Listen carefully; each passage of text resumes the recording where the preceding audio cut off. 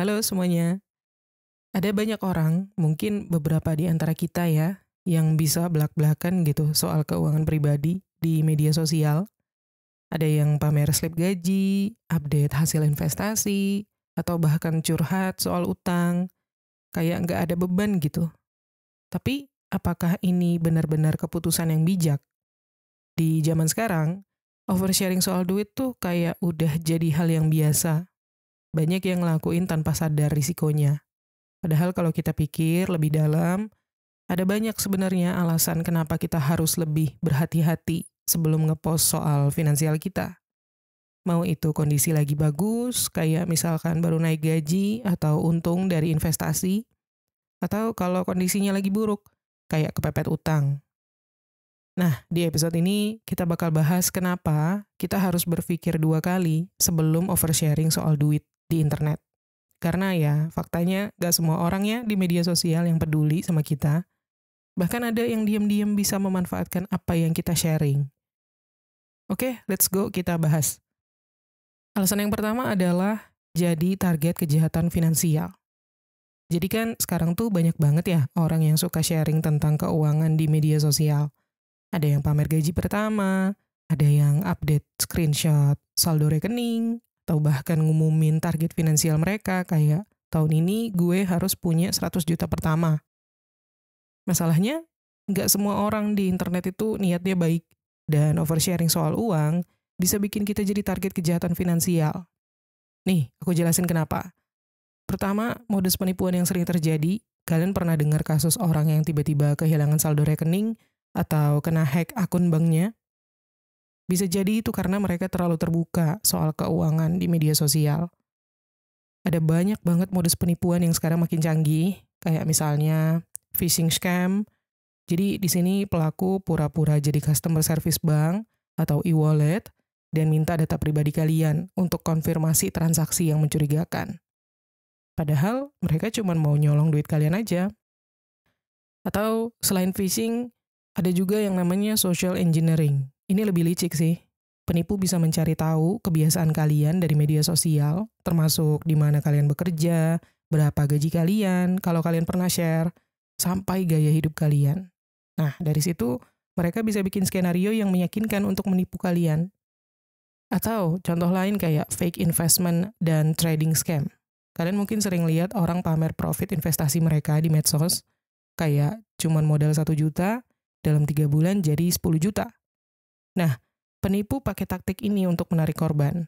Mereka bakal ngasih kalian harapan palsu, padahal ujung-ujungnya duit kalian dibawa kabur.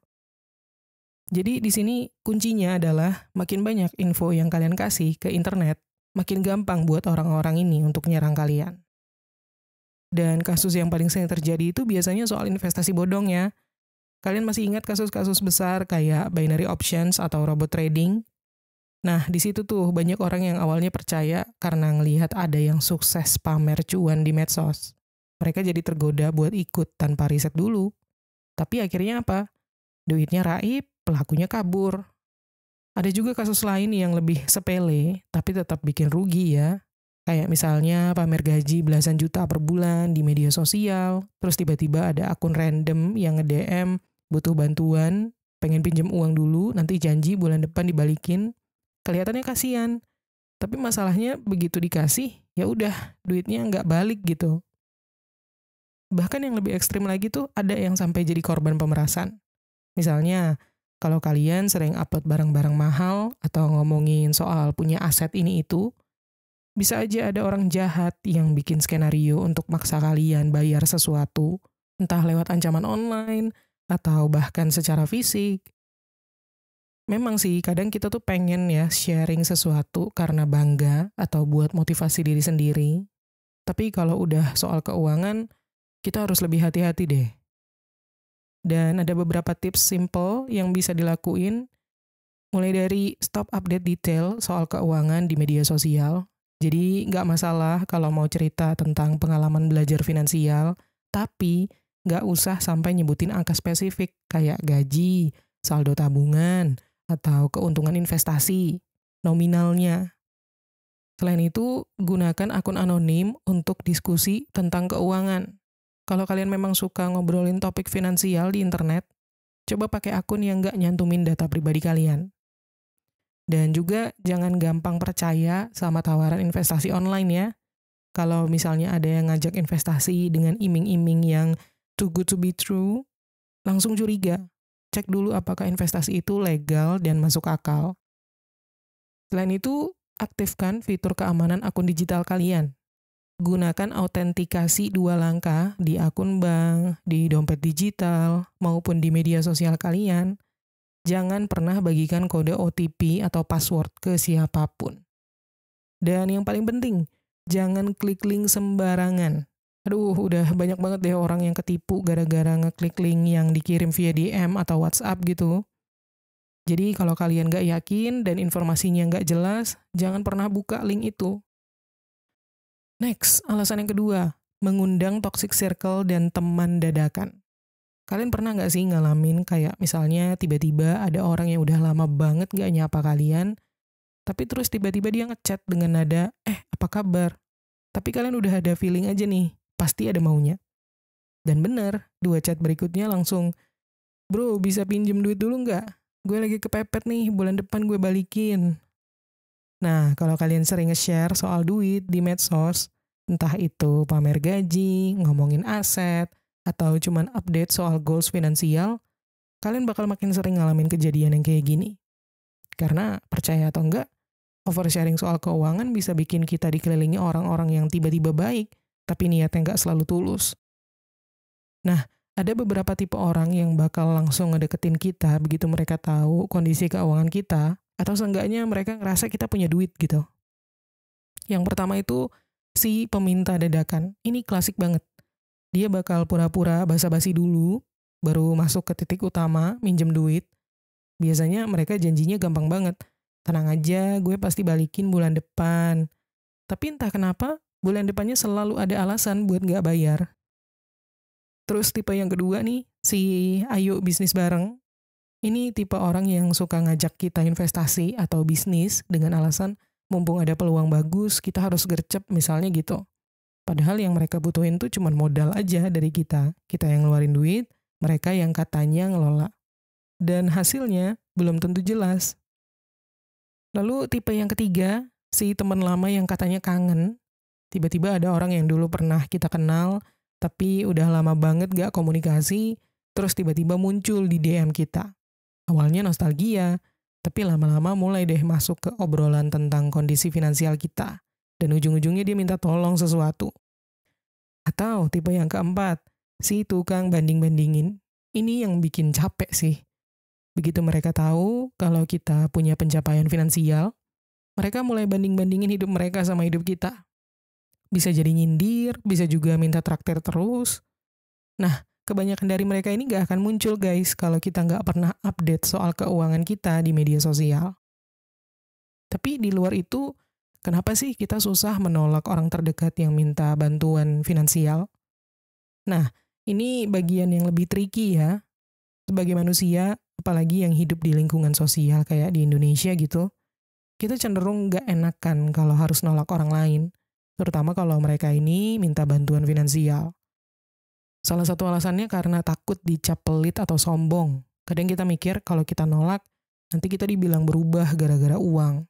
Apalagi kalau udah ada omongan kayak, dulu waktu susah, lo humble banget. Sekarang udah sukses, kok jadi nggak peduli, kok jadi pelit gitu. Atau bisa juga karena kita ngerasa bertanggung jawab ya. Kadang orang yang datang minta bantuan itu adalah keluarga atau sahabat dekat kita sendiri. Kita jadi ngerasa punya tanggung jawab moral untuk menolong. Meskipun sebenarnya kita juga punya keterbatasan finansial sendiri. Atau bisa juga kalau udah orang lain tuh pakai jurus kasihan.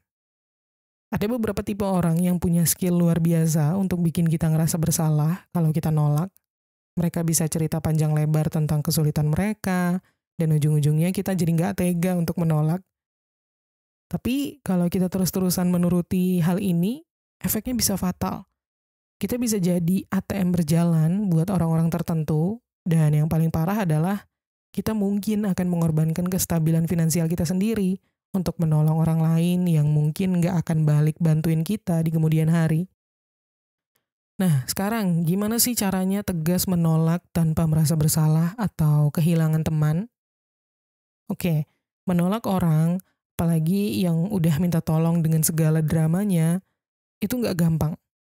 Tapi ada cara biar kalian bisa tetap menjaga hubungan tanpa harus mengorbankan diri sendiri. Yang pertama itu jangan langsung bilang iya atau enggak.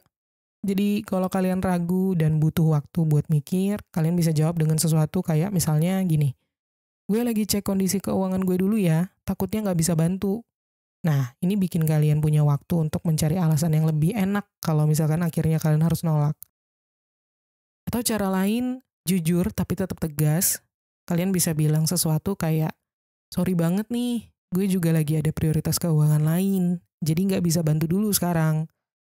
Jadi nggak usah jelasin detail, yang penting pesannya jelas aja. Atau opsi yang ketiga, kasih alternatif non-finansial. Kalau kalian masih pengen bantu, tapi tetap nggak bisa ngasih duit, coba tawarin solusi lain. Kayak misalnya kalau ada yang minta modal bisnis gitu ya, kalian bisa ngasih saran soal cara cari investor atau sumber dana lain. Dan jangan lupa untuk tegaskan batasan sejak awal. Kalau kalian memang tipe orang yang sering dimintai bantuan, coba bikin batasan sejak awal. Misalnya, kalau kalian mau minjemin duit ke orang lain, kasih aturan tegas soal kapan harus dikembalikan, dan kalau mereka melanggar hal itu, jangan kasih lagi. Next, alasan yang ketiga, malah jadi beban mental sendiri. Kalian pernah nggak sih ngepost sesuatu di medsos, habis itu tiba-tiba ngerasa kayak ada beban buat ngejalaninnya? Misalnya nih, kalian update soal target finansial kalian sendiri, kayak mau nabung 100 juta dalam 1 tahun, atau mau bebas finansial di umur 35, terus tiba-tiba ada banyak orang yang kepo dan ngikutin progres kalian. Awalnya mungkin kalian mikir nggak apa-apa gitu, hitung-hitung buat motivasi diri biar makin semangat. Tapi lama-lama bisa jadi kalian malah stres sendiri gara-gara tekanan sosial yang muncul setelahnya. Jadi begitu kalian ngomong ke publik soal target keuangan kalian, tiba-tiba kayak satu dunia tuh punya ekspektasi gitu ke kalian. Orang-orang bakal mulai nanya, udah sampai mana? Atau yang lebih nyebelin lagi, kok belum tercapai juga? Dan yang bikin tambah beban, gak semua orang yang bertanya itu karena mereka beneran peduli ya. Ada yang cuman sekedar kepo, ada yang cuman pengen bandingin sama hidup mereka sendiri, dan ada juga yang diam-diam nungguin kalian gagal gitu. Dan ujung-ujungnya, kalian jadi ngerasa harus terus update progres, padahal mungkin kalian sendiri lagi mengalami hambatan gitu. Harusnya kalian bisa santai dan fokus aja kan ngejalanin target kalian itu. Tapi karena udah keburu banyak orang yang tahu, kalian jadi ngerasa terpaksa deh untuk tetap kelihatan on track. Ini yang bisa bikin kalian gampang stres. Apalagi kalau progres kalian gak secepat yang kalian bayangkan sebelumnya. Selain itu, stres akibat oversharing keuangan, banyak dari kita yang awalnya pede banget nge-share tujuan keuangan, tapi akhirnya malah kena mental sendiri gara-gara ekspektasi publik yang terlalu besar. Contohnya kayak gagal mencapai target menabung. Katakanlah misalnya kalian udah announce di medsos kalau kalian mau ngumpulin DP rumah dalam waktu 2 tahun, tapi di tengah jalan ada kondisi yang gak terduga gitu. Misalnya kalian kena PHK, atau bisnis kalian lagi seret, atau ada keperluan mendesak lain pokoknya.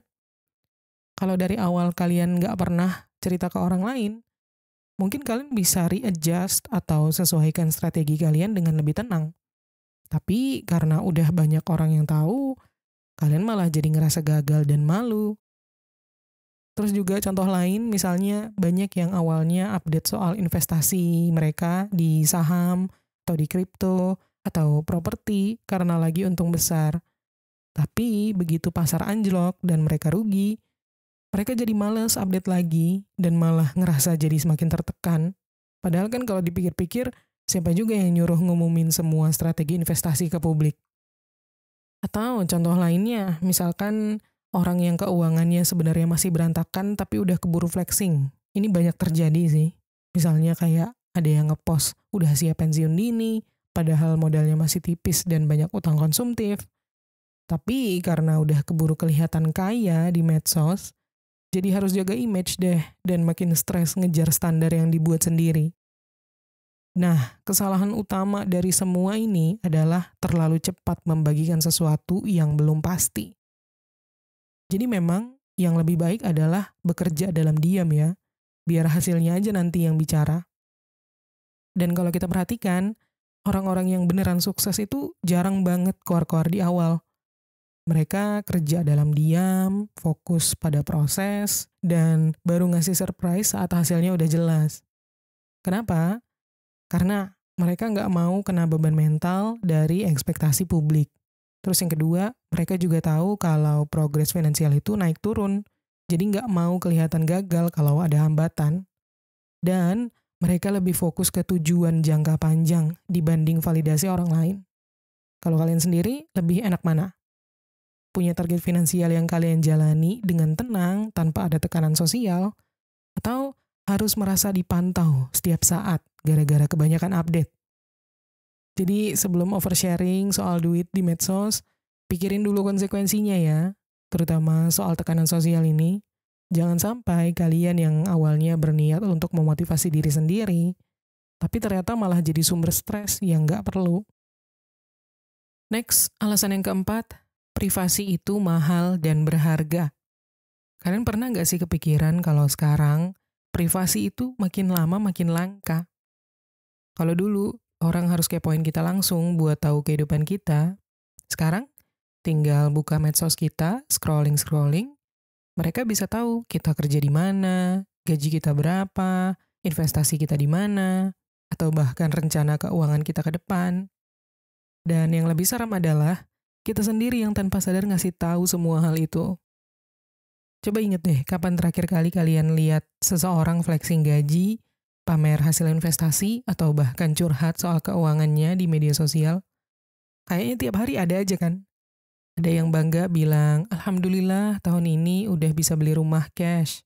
Atau ada yang malah curhat, kayak, aduh, gaji nggak naik-naik, sementara harga kebutuhan makin gila.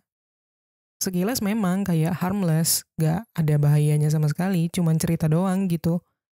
Tapi di internet, informasi itu bisa dipakai orang lain untuk hal-hal yang gak kita sangka-sangka.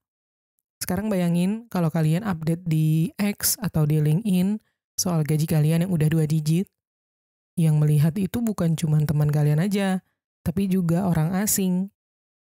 Kalian gak tahu niat mereka apa.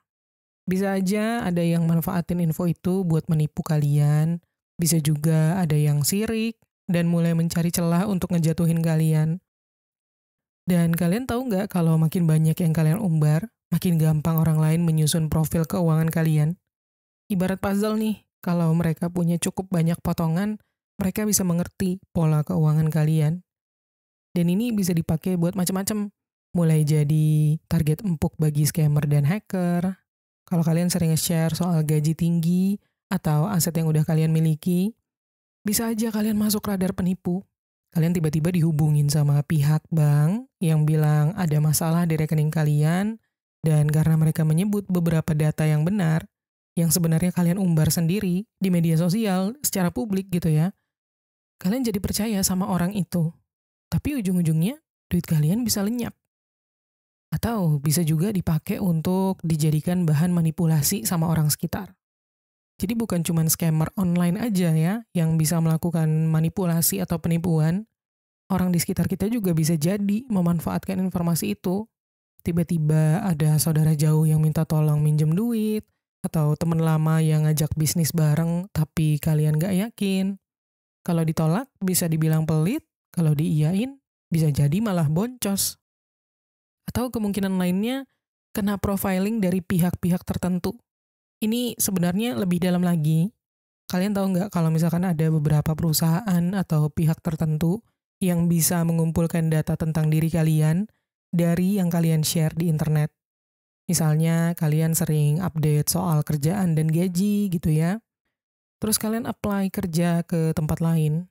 Nah, bisa aja tuh mereka kepo medsos kalian dan ngelihat kalau kalian itu sebenarnya udah punya income yang tinggi. Jadi mereka nawarin gaji yang lebih rendah dari ekspektasi kalian. Atau sebaliknya, kalian sering curhat keuangan kalian itu lagi seret, terus malah dipakai buat nawarin kalian pinjol dengan bunga yang selangit. Nah, jadi kelihatan ya di sini bahwa privasi, terutama privasi soal finansial itu penting banget dan sangat berharga. Sekarang pertanyaannya, gimana caranya menjaga supaya nggak jadi korban oversharing keuangan? Oke, pertama, pilih-pilih informasi yang mau di-share. Jadi sekali lagi, boleh banget kok sharing atau posting soal perjalanan finansial kalian, tapi fokus ke edukasi atau pengalaman, tanpa perlu menyebutkan angka yang spesifik, kayak misalnya kalian mau cerita soal investasi, kalian bisa bilang, aku mulai belajar investasi tahun lalu, dan ini pengalamanku, tanpa perlu menunjukkan saldo atau cuan yang kalian dapat. Kalaupun misalnya mau ngasih angka, mungkin cukup dengan persenan aja, bukan angka real nominal uang atau keuntungan yang kalian peroleh. Selain itu, gunakan mode privasi di medsos kalian. Kalau misalkan kalian sering update soal kehidupan pribadi, pastikan bahwa kalian itu punya filter tentang siapa aja yang bisa lihat postingan kalian. Jangan biarkan akun kalian terlalu terbuka atau publik, terutama buat orang-orang yang nggak kenal kalian. Terus juga, jangan mudah percaya sama pihak yang minta data finansial kalian. Kalau kalian terima email atau misalkan chat WhatsApp yang bilang kalau kalian menang hadiah, atau misalkan ada telepon dari bank yang nawarin upgrade kartu kredit, nah kalau kalian nggak pernah ngerasa daftar atau minta, fix sih itu scam penipuan, jadi jangan kasih data kalian ke sembarang orang. Dan pisahkan akun pribadi dari akun profesional. Kalau misalkan kalian memang butuh sharing soal finansial ataupun bisnis gitu, coba bikin akun khusus untuk hal itu. Jadi kehidupan pribadi kalian nggak terlalu terekspos di sana dan nggak gampang dikaitkan sama urusan profesional kalian. Next, alasan yang kelima, FOMO dan konsumtif tanpa sadar. Kalian ada yang pernah ngerasa kayak terpaksa untuk update sesuatu di medsos, cuman biar kelihatan tetap eksis gitu? Nah, kalau ini dikaitin sama duit, efeknya tuh bisa lebih bahaya lagi. Karena ada loh yang namanya perangkap terlihat kaya. Mungkin awalnya kalian cuman pengen sharing kayak finally bisa beli mobil pertama dari hasil kerja keras sendiri, atau akhirnya goals tabungan buat trip ke Eropa tercapai gitu. Tapi tanpa sadar, kalian masuk ke pola di mana setiap pencapaian finansial itu harus diposting. Kalau nggak update kayak rasanya ada yang kurang gitu. Lama-lama ada tekanan untuk terus terlihat sukses. Masalahnya, jadi sukses beneran itu butuh waktu, sedangkan kelihatan sukses di media sosial itu kan bisa instan, asal kalian mau ngeluarin duit aja. Dan akhirnya, bisa jadi kalian malah mulai belanja bukan karena butuh, tapi karena kontennya bagus buat diposting, supaya terkesan sukses. Misalnya, kalian mulai sering nongkrong di tempat yang fancy, bukan karena suka, tapi supaya feed Instagram kalian kelihatan estetik, atau kalian upgrade gadget terus karena takut ketinggalan sama circle kalian, atau kalian ikutan tren investasi tertentu, cuman biar bisa update portofolio makin tebel nih bro. Padahal kalian gak beneran paham sama risikonya. Nah, kalau udah masuk di fase ini, kalian udah masuk ke jebakan financial peer pressure dari medsos. Dan selain perilaku konsumtif yang bisa muncul tanpa disadari, FOMO juga seringkali jadi efek samping oversharing keuangan pribadi. Jadi gini, media sosial itu kan dunia yang dikurasi. Kebanyakan dari kita cuman sharing soal yang bagus-bagus aja. Tapi kalau kita sering ngepost tentang pencapaian keuangan misalnya, kita juga bakal makin sering lihat postingan orang lain yang kelihatan lebih wah. Kita bisa mulai ngerasa, kok dia bisa beli apartemen di umur segitu, masih muda? Kok dia bisa punya bisnis yang sukses? Kok dia bisa investasi segitu banyak? Padahal kan kita nggak tahu ya cerita di baliknya. Bisa aja dia dapat modal dari orang tua, dari warisan, atau bisa jadi dia ngutang, atau bahkan bisa jadi juga dia cuman flexing doang. Tapi karena kita terpapar terus-menerus sama informasi itu, tanpa sadar kita jadi pengen ngejar standar yang sama. Dan akhirnya apa? Kita ikut-ikutan pengen cepat kaya. mulai ikut investasi tanpa riset, mulai ambil cicilan ini itu, mulai maksain gaya hidup yang lebih tinggi dari kemampuan kita. Semua itu dilakukan cuman supaya tetap bisa update sesuatu yang kelihatan keren di media sosial. Ujung-ujungnya, duit yang seharusnya bisa ditabung atau diinvestasi buat jangka panjang, malah kepake buat konten. Dan yang paling ironis adalah orang-orang di medsos yang ingin kita buat terkesan sebenarnya nggak terlalu peduli sama kehidupan finansial kita. Nah, gimana nih caranya biar nggak kejebak sama perangkap ini? Yang pertama adalah sadari bahwa kita itu nggak harus pamer untuk jadi sukses. Orang yang benar-benar kaya itu biasanya justru diem-diem aja. Mereka nggak butuh validasi dari orang lain karena mereka fokus ke pertumbuhan finansial mereka sendiri. Lalu, gunakan prinsip apakah ini benar-benar gue butuh atau cuman buat kelihatan sukses. Setiap kali kalian pengen beli sesuatu atau investasi di sesuatu, coba tanya ke diri sendiri, ini buat kebutuhan gue atau buat biar kelihatan keren di medsos? Kalau jawabannya lebih ke yang kedua, mungkin kalian perlu pertimbangkan ulang keputusan itu. Dan kurangi konsumsi konten yang bikin kalian merasa tertinggal. Kalau kalian ngerasa medsos bikin kalian jadi boros dan gampang FOMO, coba deh kurangi konsumsi konten-konten yang isinya tuh flexing terus. Karena ingat, banyak yang kelihatannya tajir di medsos, tapi realitanya mungkin mereka punya utang di mana-mana. Dan alasan yang keenam, bisa berdampak ke hubungan personal dan profesional. Nah, kalian pernah nggak ngerasa hubungan kalian sama seseorang tuh berubah gara-gara uang? Entah itu karena pinjaman yang nggak balik, atau karena kalian tahu gaji dia jauh lebih gede daripada kalian. Nah, kalau kalian suka oversharing soal keuangan di medsos, kalian bisa mengalami hal yang sama, tapi dalam skala yang lebih luas. Kayak misalnya gini, coba bayangin kalian lagi kerja di sebuah kantor, gaji standar, dan sering update soal finansial kalian di media sosial. Contoh, kalian posting sesuatu kayak, finally bisa DP rumah pertama di usia 25, kerja keras terbayar. Waduh, keren banget gak sih? Nah, tapi kalau bos atau rekan kerja kalian lihat, kira-kira apa yang mereka pikirkan? Bisa aja bos kalian mikir, oh gaji dia segini udah cukup nih buat DP rumah, berarti dia nggak butuh kenaikan gaji lagi. Atau bisa juga nih, rekan kerja kalian yang gajinya sama dengan kalian, mulai bertanya-tanya, kok dia bisa beli rumah gue enggak? Terus dari situ mulai deh ada rasa iri, atau bahkan spekulasi negatif. Atau kemungkinan lain, kalau kalian punya bisnis atau sering flexing soal pemasukan, bisa jadi pelanggan atau klien kalian berpikir, pasti bisa naikin harga lebih tinggi. Jadi tanpa kalian sadari, postingan kalian itu bisa bikin orang lain ngejudge kondisi finansial kalian. Dan itu bisa mempengaruhi cara mereka memperlakukan kalian, baik di tempat kerja maupun dalam bisnis. Selain di dunia kerja, dampak besar dari oversharing soal duit adalah ke lingkungan pertemanan dan keluarga.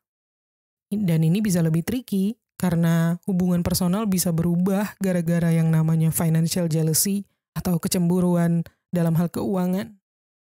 Kalian mungkin pernah ya dengar cerita kayak gini. Ada orang yang tiba-tiba jadi tempat curhat atau tempat pinjem duit di keluarga setelah dia kelihatan sukses. Atau kalau dalam konteks pertemanan, bisa muncul dua skenario. Yang pertama, kalian jadi ATM berjalan. Kalian dianggap punya duit yang lebih banyak daripada teman-teman kalian di circle. Jadi makin sering deh kalian ditodong traktir atau diminta bantuin masalah finansial teman kalian. Kadang mereka nggak sadar kalau duit yang kalian punya itu hasil kerja keras dan perencanaan yang matang. Atau skenario yang kedua, kalian malah dijauhin. Kadang ada tuh temen yang ngerasa minder atau iri karena merasa kita udah di level lain. Mereka mulai ngerasa nggak nyambung dan akhirnya ngejaga jarak. Hubungan yang tadinya asik jadi canggung. Jadi tanpa kita sadari, hal sesimpel postingan tentang pencapaian finansial itu bisa bikin hubungan kita dengan orang-orang terdekat berubah. Nah, sekarang apa yang harus kita lakukan untuk bisa tetap sukses secara finansial tanpa bikin hubungan sama orang di sekitar jadi renggang? Yang pertama, yaitu jangan oversharing di medsos. Kita nggak harus ngasih tahu semua orang tentang gaji kita, investasi kita, atau pencapaian keuangan kita. Simpan buat diri sendiri atau share ke orang-orang yang memang dipercaya aja. Selain itu, jaga keseimbangan dalam pergaulan. Kalau kalian udah sukses, jangan sampai kalian terlihat sombong atau nggak relate lagi sama teman-teman kalian. Tetap nongkrong biasa aja tanpa harus flexing soal kemampuan finansial kalian. Dan bantu dengan cara yang bijak. Kalau misalkan ada teman atau keluarga yang membutuhkan bantuan finansial, kalian bisa bantu dengan cara yang lebih sustainable. Misalnya, ajarkan mereka soal cara mengelola keuangan daripada sekedar ngasih pinjaman. Intinya sih, kalau misalkan kalian udah mulai sukses secara finansial, jangan sampai cara kalian menunjukkan keberhasilan itu malah jadi bumerang buat hubungan kalian sama orang lain. Oke? Jadi itu dia tadi beberapa alasan kenapa oversharing soal uang itu bisa jadi bumerang ya. Kalau kalian setuju, jangan lupa share video ini ke teman-teman kalian yang masih suka oversharing soal duit di medsos. Oke, segitu dulu episode kali ini. Semoga bermanfaat dan terima kasih udah nonton. Sampai ketemu di tips menuju kekayaan berikutnya.